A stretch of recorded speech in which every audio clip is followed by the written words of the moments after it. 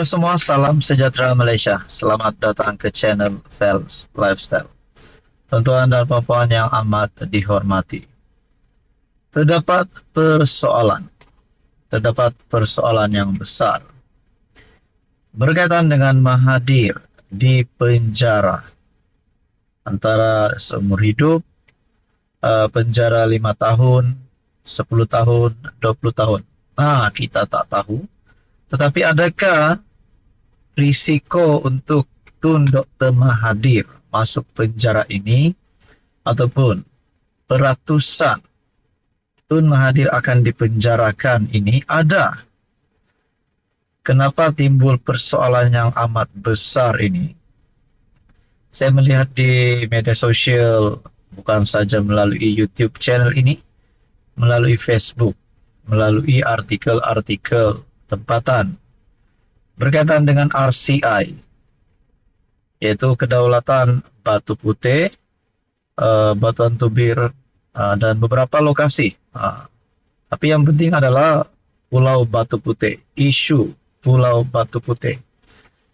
Bukan sahaja itu, berkaitan juga dengan kenyataan Dr. Mahathir terhadap Anwar Ibrahim, yaitu secara sinis berkata meminta bantuan PMX mengesan lokasi ataupun membawa pulang duit berbilion yang didakwa dicuri oleh Dr. Mahathir. Nah, saudara-saudara, dua perkara ini kalau benar ada dan dapat dibuktikan Tun Dr. Mahathir Mohamad bersalah, adakah persoalan yang ditimbulkan tadi, Mahathir masuk penjara, itu boleh menjadi realiti? Sudah pasti kepada penyokong-penyokong Dr. Mahathir Mohamad yang menghormati Mahathir, yang menyanjungi Mahathir. Saya sebagai rakyat Malaysia menghormati Tun Dr. Mahathir Mohamad sebagai ahli politik dan sebagai bekas Perdana Menteri. Namun dua persoalan ini timbul, dan mungkin bukan saya sahaja tetapi di kalangan rakyat Malaysia yang telah melemparkan komen di Twitter ataupun X Tun Dr. Mahathir, di YouTube channel ini dan beberapa channel pemerhati politik di Malaysia, ada membuat kenyataan Tun Dr. Mahathir patut ditangkap, patut disiasat. Bahkan gesaan untuk beliau letakkan jawatan pun kita tidak boleh kira sudah berapa kali. Nah, berkaitan dengan RCI Batu Putih, bahkan Menteri Undang-Undang Azalin Othman juga sudah bersuara berkaitan dengan ini. Adakah Tun Dr. Mahathir nak menafikan? Nah, saudara-saudara, berkaitan dengan isu Pulau Batu Putih RCI ini yang kita akan nantikan bermula pada 12 Jun. Adakah Mahathir memang tidak melakukan kesalahan ataupun memang beliau sebenarnya bersalah tetapi nak larikan diri ataupun sembunyikan realiti ataupun fakta? Itu menjadi persoalannya, saudara-saudara. Nah, bayangkan saja kalau tiba-tiba berita malang untuk Tun Dr. Mahathir, beliau didapati bersalah dan masuk penjara. Umurnya hari ini sudah 98 tahun. Sudah menghampiri 100 tahun. Kalau di penjara 5 tahun, 100 tahun lebih Mahathir di penjara umurnya. Apatah lagi kalau 10 tahun ataupun 20 tahun. Itu baru persoalan berkaitan dengan RCI Batu Putih. Manakala berkaitan dengan dakwaan Mahathir mencuri dana berbilion, kalau itu pun benar, bayangkan berapa banyak kesalahan Mahathir yang perlu ditanggung oleh beliau sekiranya perkara ini benar. Nah, saudara-saudara, mungkin ramai yang sudah mengucapkan selamat tinggal Tun Mahathir. Kerana hari ini beliau tidak lagi menerajui mana-mana parti. Beliau telah meletakkan jawatan di dalam GTA Pejuang. Bahkan telah kalah teruk pada PRU 15 yang lalu. Dengan uang deposit pun tidak dapat cover balik.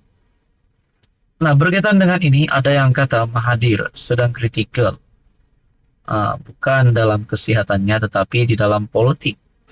Beliau bukan ahli parlimen dan ini menjadikan gesaan terhadap Tun Dr. Mahathir untuk undur diri, untuk letak jawatan, untuk rehat menjadi kuat gesaan itu. Di samping usianya pun sudah menghampiri 100 tahun. Jadi saudara-saudara yang amat dihormati, tuan-tuan dan puan-puan, apa komen Anda berkaitan dua persoalan yang ditimbulkan tadi? Pertama, RCI Batu Putih. Kedua, dana berbilion. Berkaitan dengan kedua-dua persoalan ini, kalau benar Dr. Mahathir bersalah, adakah beliau perlu menanggung akibat itu? Sedangkan kita tahu Tun Dr. Mahathir adalah Perdana Menteri yang paling lama pernah memegang jawatan itu, memegang jawatan Perdana Menteri. Bahkan beliau juga telah menjadi Perdana Menteri sebanyak 2 kali. Saudara-saudara, kalau benar memang ada perkara ini dilakukan berkaitan dengan RCI Pulau Batu Putih dan berkaitan dengan dana berbilion yang didakwa dicuri oleh Mahathir.